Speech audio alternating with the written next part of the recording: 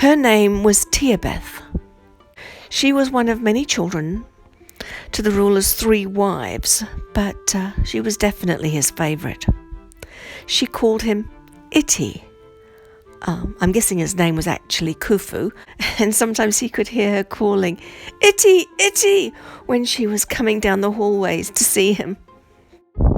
Anyway, she was so beautiful that a wealthy foreigner heard of her beauty and visited Kem in the hope that he could see her and maybe marry her.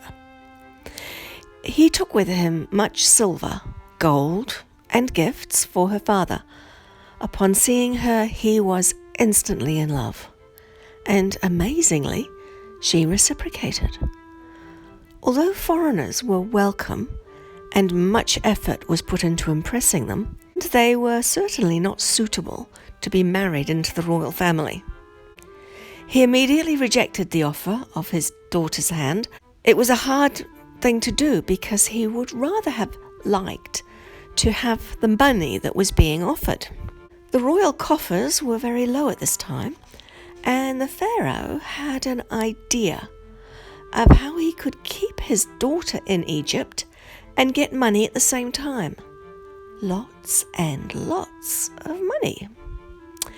He told his daughter that although he would not permit her to marry the foreigner, he would permit her to be with him for 1 month of each year, as long as upon each visit the foreigner paid the ruler the same amount that he offered for her hand in marriage. The foreigner, whose name actually eluded me in the dream, agreed, and each year he would travel to visit the beautiful Tiabeth. They were very happy when they were together, and she kept herself busy while he was away. The pharaoh used the money from the foreigner to continue his building projects, which included renovations, temples, and massive causeways. Each season, when work was not needed on the land, he would pay his people to work on his projects. They were well fed and well paid, once again, and that was thanks to his daughter. Tiabeth had several children, and each one would return with the father to the foreign land upon reaching their 5th birthday.